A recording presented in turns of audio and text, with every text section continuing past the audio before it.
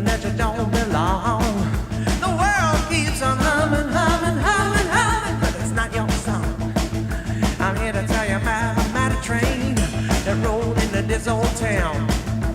Can you feel it rumble and roll, baby? Can you hear it whistle and howl? It's a place without worry, judgment, sorrow, or pain. Hi guys, we are Ada and Lucia, and we are with Robin from DEWOLFF. So, how are you, Robin? Well, I'm great. How are you? We are good. excellent, yeah.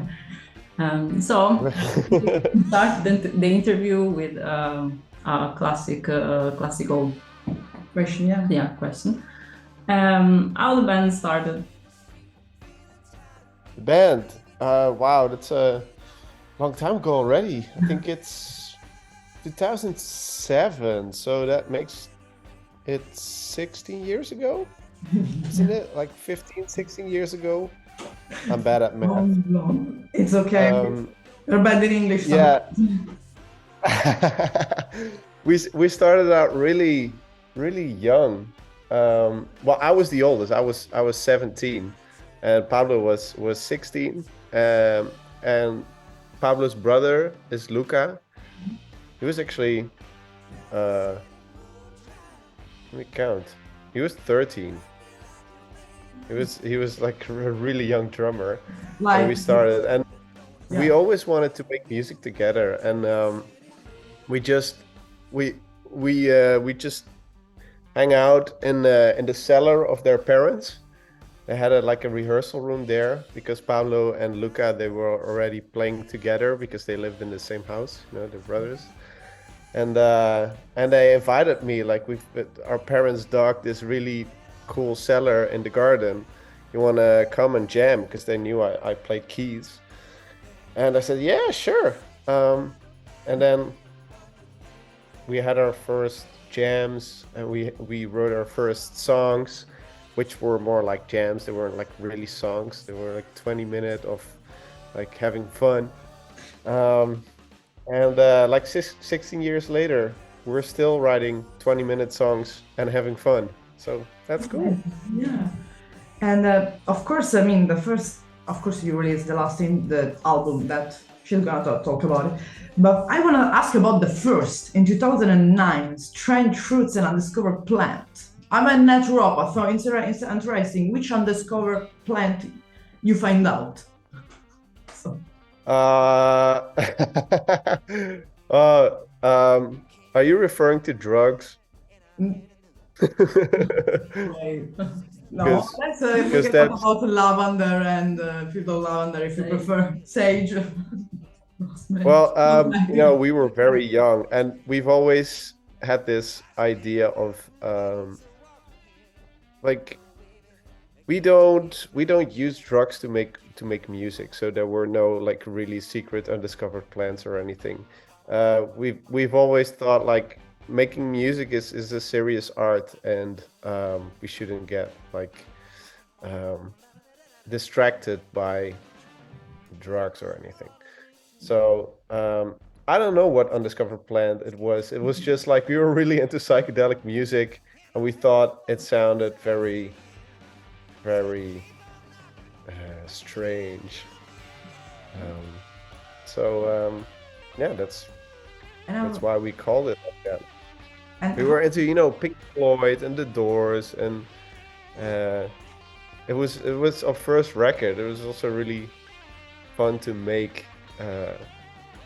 We just used a lot of effects and stuff that we never used before, like backwards, like putting the tape backwards and that kind of stuff.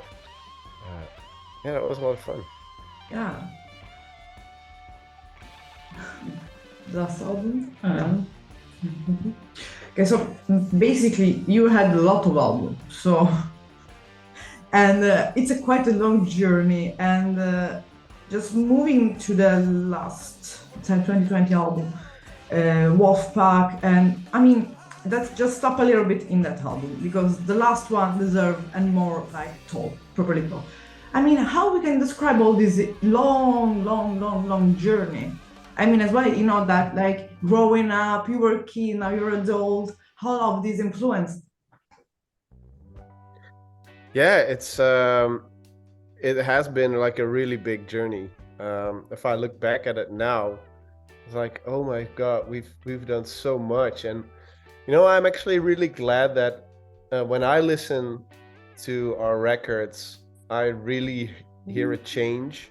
And I think it's because we're always curious about new music, and at that first jam session that we did, we thought we were gonna be like a surf music band. And when we played the first notes together, we found out we couldn't choose what kind of music we were gonna make. It had to like flow naturally from us. And because over these 16 years, we listened to different kinds of music. And I think that's the reason that our records contain different kinds of music. And that's what keeps it interesting. So when I look back at it, I think it's a really interesting journey. And, you know, most of all, those two brothers that are like born family, we are now like the three of us are family, because, you know, being 16 years together on the road, I don't know a lot of bands that do that. And, you know, still make albums like once every year or once every 2 years. So there's still a lot of inspiration going on, and we're not even halfway the journey. Yeah. And about So let's talk about the last album. the composition, About the composition, the songwriting, the topic behind it, because of course it's been released in this year. So love that, and in between, how was all the work and the process behind it? So you mentioned Wolfpack earlier. That was a record before, and that was kind of a weird record for us because we wrote it during the pandemic.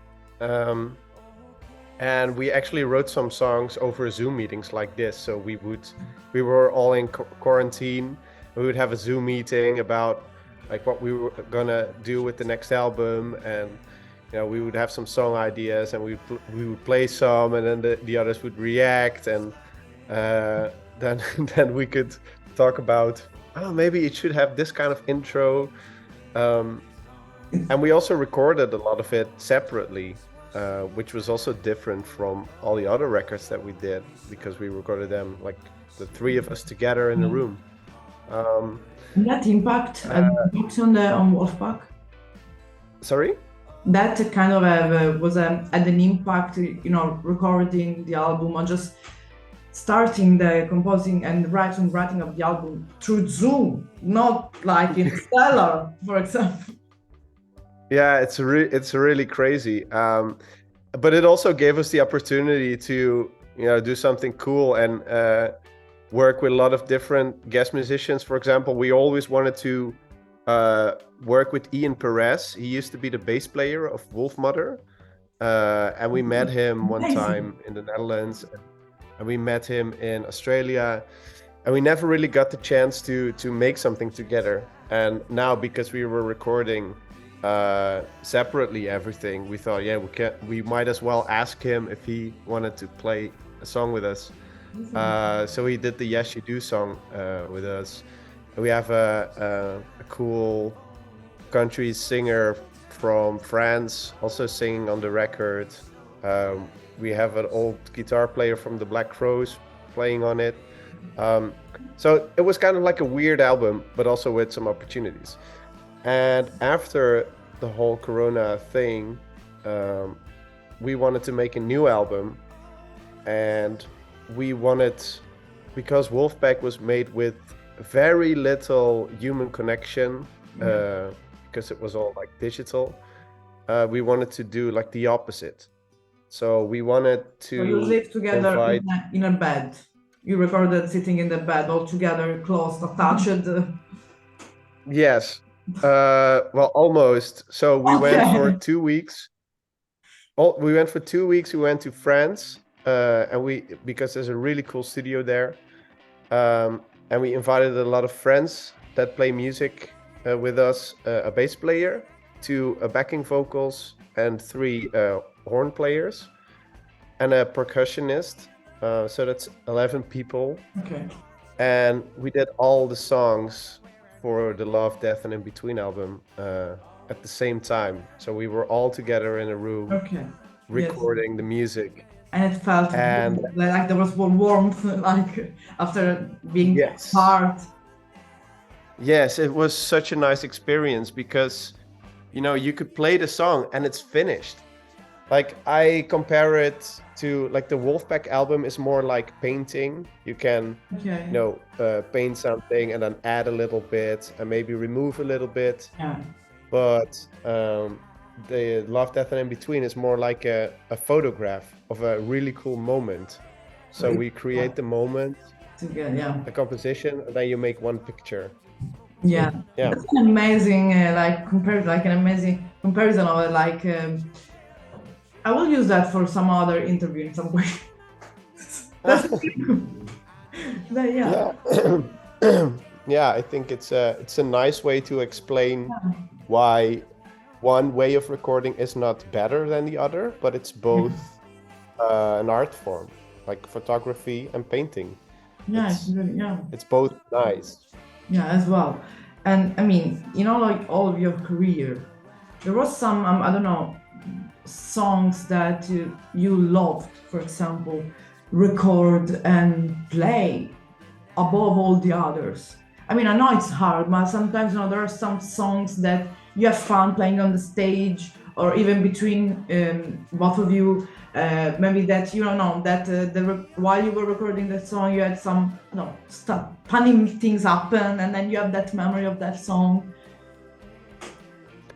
Yeah, for me, the most recent memory is from the last album. We have a song called Rosita, and it's a pretty long song. Okay.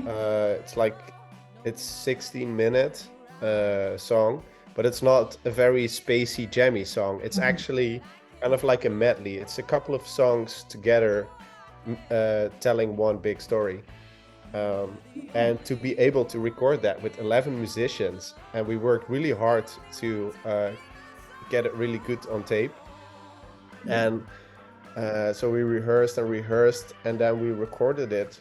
I think we did 2 takes. Okay. And after that, for me, it was so special because we were together with a lot of friends in France, eating cheese and croissants and enjoying the weather. That's And being in a very beautiful small town, at this it's like beautiful the story of a old book, studio. like a small story you can read in a book. Sorry? It seems like this all what you're selling seems like came from some books, some narratives. It's almost poetic, really. Yeah, it was beautiful. And when we played the last note, we all knew this was the take. And after that, we had dinner, and I actually cried because it was such a special moment, and it was so the opposite of what we witnessed the years before with the pandemic. And I was also really proud of all the musicians that we've been working together for a long time. I think the backing vocalists, they started playing with us in 2016, so that's also pretty long ago.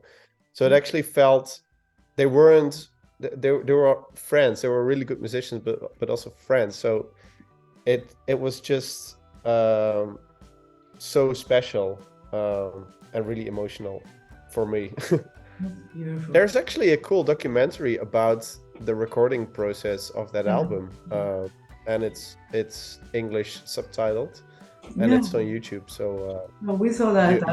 That's amazing how spontaneous you are, both of you. We were seeing that yesterday. That's That's really a family. thank you. Family vibes. Yeah, that's being spontaneous, and that as well when where we notice, and because you mentioned that the recording on tape, how this came from, because even in 2007, 2009, 2010, there always has been like the digital contemporary fucked up world. So how many bands are used to mixing and mastering. What did you bring to this decision of just make a step back in the time, almost like a time machine? Why you choose this way of recording, which is beautiful anyway, and it's simple, but yeah. Yeah, I think we all really appreciate the level of care and detail that went into the making of old stuff. Like, for example, look at cars. They used to be beautiful, and now all the cars, they all look the same, and they have stupid names. And I think it's the same with recording equipment, but also instruments. Like, I play a Hammond organ from the 60s, and it looks beautiful, but also the sound is very unique. And they try to recreate it, but you never can get the real sound. But let me also explain what for recording on tape the real sound is. So something cool happens on the tape that you can't do on a computer. If you send a lot of signal to the tape, it gets saturated, which gives a really cool sound. But also the different tracks of the microphones that go next to each other, they blend a little bit, which is also really hard to recreate on the computer. So everything sounds really together and glued. And also another reason to record on tape is you can't easily fix a mistake. So if you record on tape, what you hear is really real. Like, you can't listen back to it and think, that note, I played a very weird note, I want to erase that and replace it with a perfect note. You can't do that. So the result is really human. You can hear a little bit of flaws here and there, but that's in all the cool records from the 60s that we love. It's not so plastic and machine sounding anymore. And it also forces you to play well, because if the drummer can't play straight in time, with the computer you can make him sound like he's playing straight in time, but with tape that's not possible. It's always a cold feeling anyway, a cold hearing as well. Yeah. And we wanted, especially this record, to sound as human as possible, with as much as human connection as possible. So the logic explanation would be to record it on tape. And it was really hard to find a studio which could have 11 musicians at the same time and record on tape. That's actually why we went to France. Okay.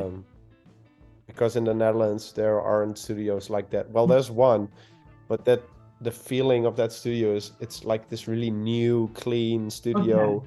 They do everything digital, but they also have a tape recorder, which they sometimes use, but it doesn't feel right for us. We went to this. For that. Yeah, sorry? I said it's not specialized like made. No. Yeah. No. So yeah, that's why we choose to record the old way. That's beautiful. Yeah. Francis, let's talk about your personal influences and the band influences.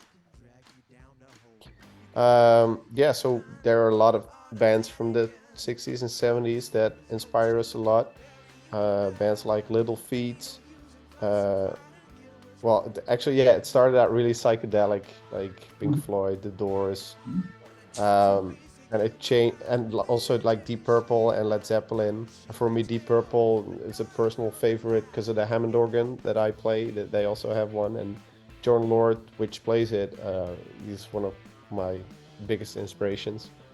And I kind of changed more to the southern rock, which is more like the Allman Brothers, Little Feat, and that kind of changed to like soul music, like Otis Redding, Sam Cooke. That's where it's now, kind of. I think you can hear that also in the Love, Death, and in Between. There's a lot of soul also going on when you compare it to the Strange Fruits and Undiscovered Plants album. So yeah, you can see like a change from psychedelic hard rock to soul music, and I love that. Like I hope that my musical taste will change even further, and we can get inspired by more different kind of music and make different kinds of songs. Always staying in the, like, don't want to say in the ancient or old, but in the vintage vibe, let's say, like more natural as possible, I hope. Don't Yeah. don't use digitalize mixing. The next Well, time- I have to tell you about the Tascam Tapes album. I don't know if you know that album of us. yeah. Yeah, it's we recorded that with a synthesizer and a drum sampler Okay. because we thought it would be. Normally we go on tour, and then after a year of touring we start writing again, and then we record like in the studio. But this time we thought maybe it will be cool to write and record an album on tour. So we actually had a Tascam recorder. It's a small mixing Yeah. recorder where you can record 4 tracks on cassette.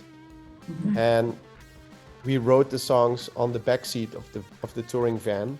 And I can't have a Hammond organ there, and our drummer can't have a drum kit there. So I brought like a small synthesizer, and he brought a drum sampler where he sampled some cool 60s drums. And Pablo had his guitar, and that went straight into the cassette recorder. And that's how we we actually record the album like that. And well, the mixing and the recording was also analog because it was on cassette, but we didn't use real drums. But there always has yeah, the analog in that, and recording, like in the tour, during a tour especially, that makes it even more, you can say, that feeling of warmth, because you can say, okay, we finish and we do that. It's more, like spontaneous always. And I think that's a quality that you guys have, the spontaneous, because we saw that in the documentary. I mean, and we want to ask you, there's some memories about, all these tour documentaries and you did, and I mean, that really stick with you. There's also a documentary about the Tascam tapes, about the recording the album on tour. You can also watch it on YouTube, I think. Yeah, I think they are. If you want to see more The Wolf. You have a lot of amazing material there, but there is some anecdote, something that happened. I mean, something funny that there is not on the tape, there is not on the documentary, not of anywhere, just in your mind, that you can tell us about The Wolf. Something funny.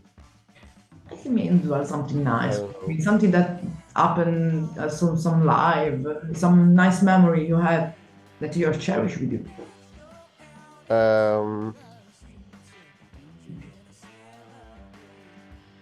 Yeah. Maybe even just the smallest things, or just some gigs you loved, some anything. Yeah, I think well, we had a really cool journey. Like we did a lot of really cool support shows where we met a lot of really like heroes of ours. We did the support of Deep Purple. We did the support of the Black Crowes. Actually, that's a huge. And sorry? That's a huge That's beautiful. Ah, I know. Yeah. So the last year in October we did the whole Europe tour for the Black Rose as a support.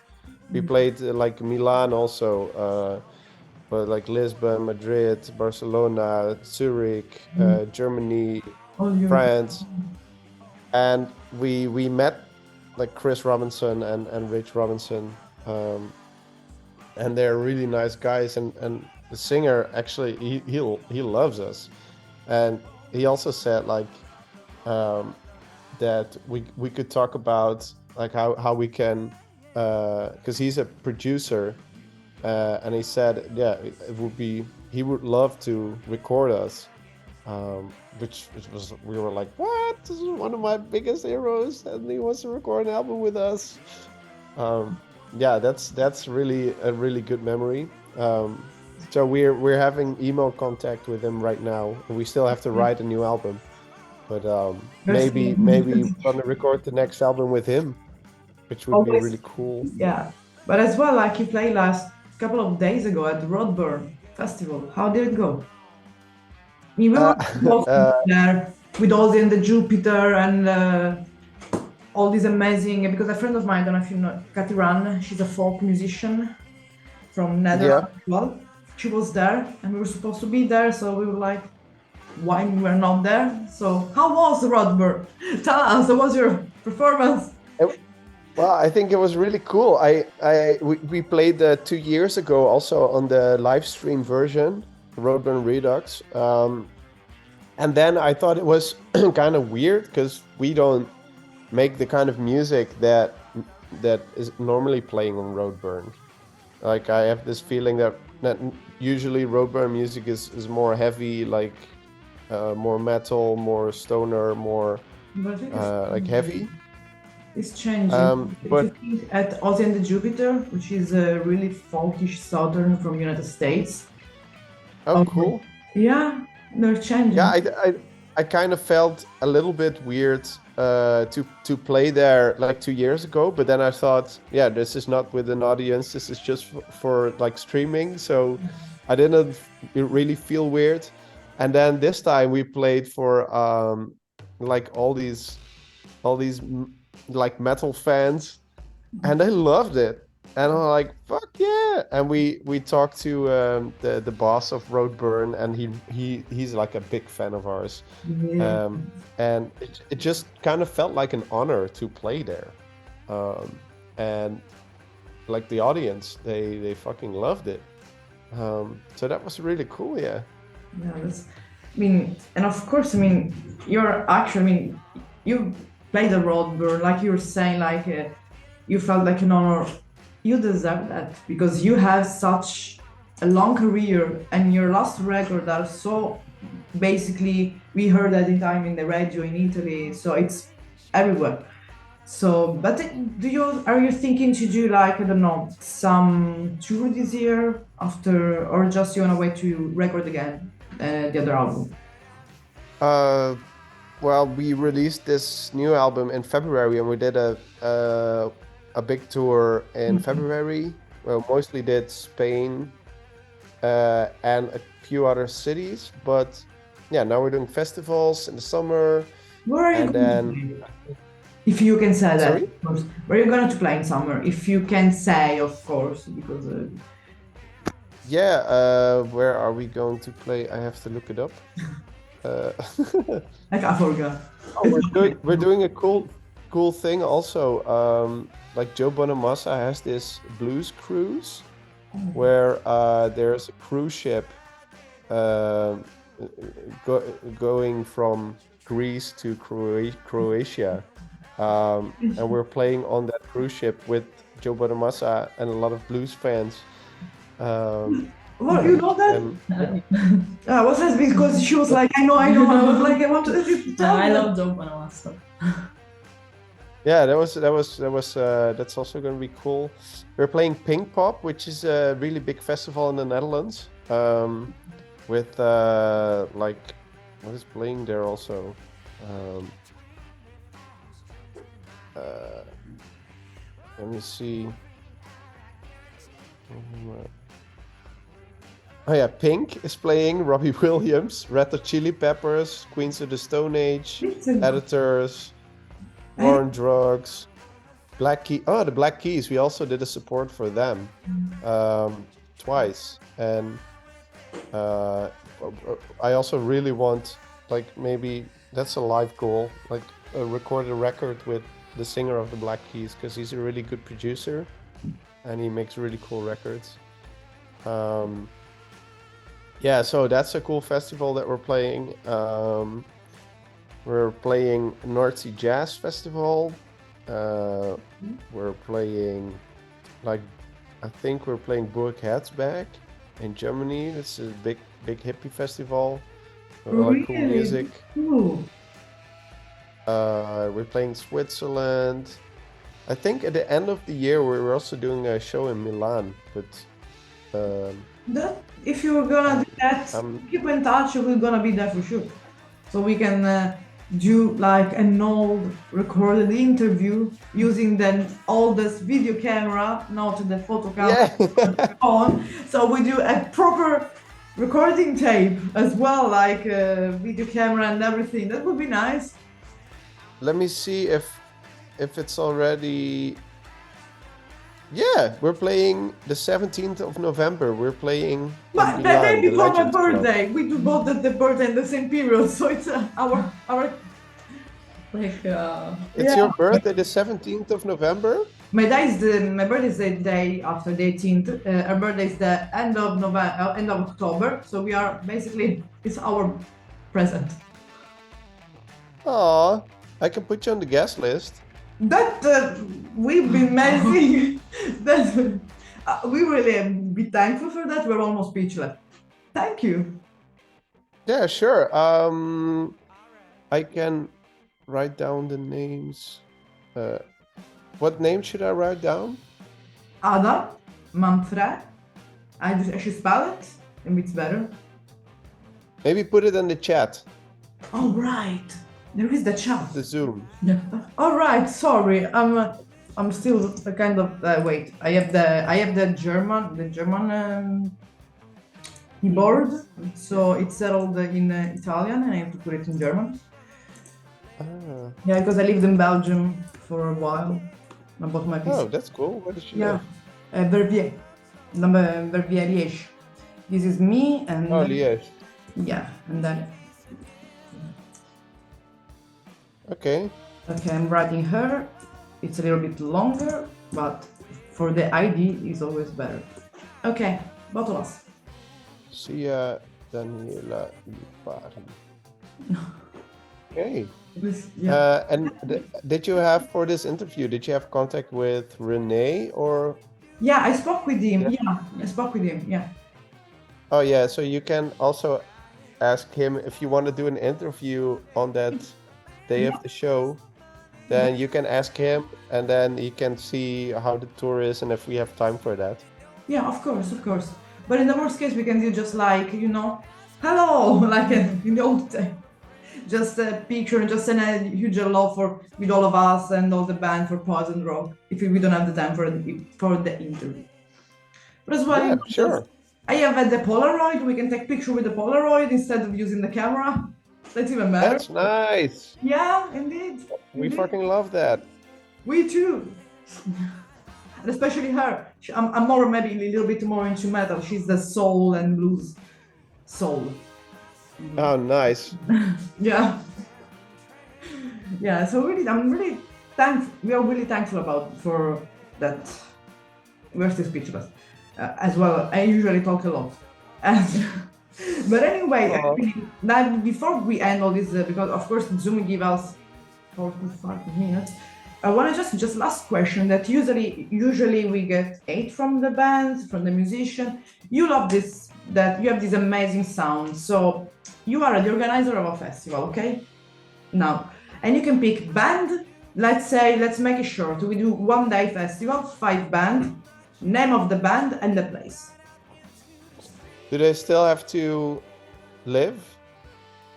You can't be in the 50, 60, 3,000. You can choose any time. They can. The bands, they don't have to be alive. No, it can even be Fred Astaire. You can be for the what? Even Fred Astaire. Anyone. Oh wow. Yeah, so that would be Little Feat, Okay. Allman Brothers. Oh, It's hard. We know. oh fuck.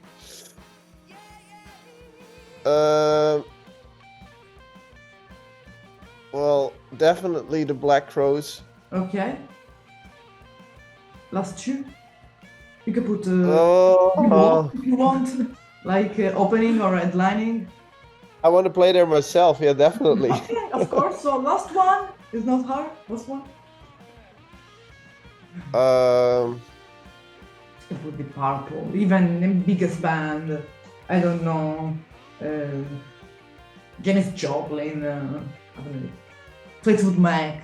Anyone. You're struggling. You're looking to something. It's not fair. You shouldn't look further. I'm looking at my record collection. You're cheating. Maybe like I think yeah, maybe the Beatles. Okay. There was a big yeah. Yeah. Okay, so now the next. Yeah, the name of the festival. Yeah, of course.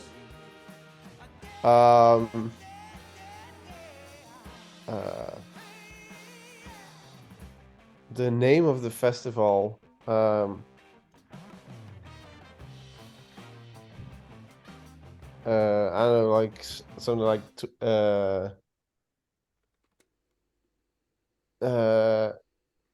pure, something like pure music. Pure sound, pure music, pure soul. Yeah. Pure. Maybe straight to your soul. Okay. Okay. Because that's what the music is supposed to do. Okay. So before we get caught up with the interview, we want to really thank you, Robin, for this interview. Yeah. And for all the kindness, and really see you then in November. Hope to see you. So Thank you. See you 17th. yeah, we will be there definitely. Thank you so much for everything from me, Ada. And Lucia. It was really a pleasure, and we'll let you know through all the social about when it will be out. So we'll keep in touch with the social. Thank you so Cool. much. Thank you. Thank you so much. It was Thank really you. nice of you. Have Bye. a good day. Bye. You too. Bye bye. Bye. Bye. Bye.